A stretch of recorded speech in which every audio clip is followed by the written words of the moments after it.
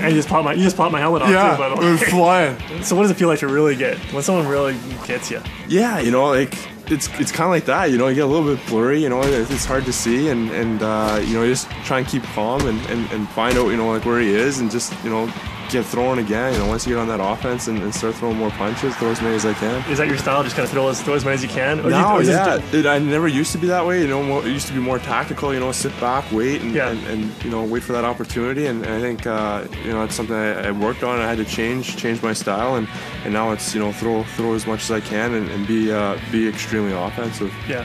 When you're the guy pinning the guy, what are you concerned about?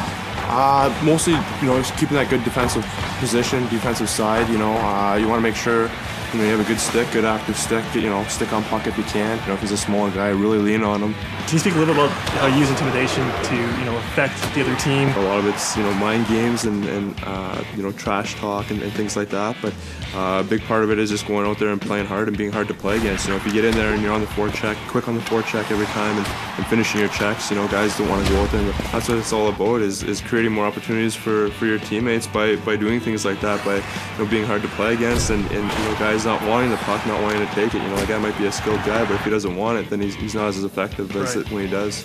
Can you talk a little bit about you know, when the good times are to fight and when it's a bad time to fight too, right? Yeah, you know, like I think there's no real horrible time to fight. You know, I think there's certain times that you know, aren't that beneficial to your team.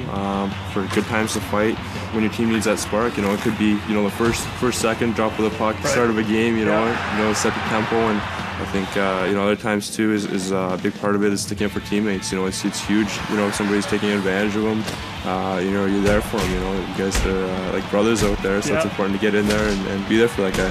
That's huge, and we have that. So if you go after a guy, that doesn't want to fight, you have a tough guy on the ice. It's important to have a tough guy on the ice with your superstars. Yeah, that tough guy's going to come in and take the fight for him. Perfect. That's exactly. I mean, that's exactly. You know, that's the culture of hockey. You know, being there for one another and sticking up for each other. I mean, that's what it's all about.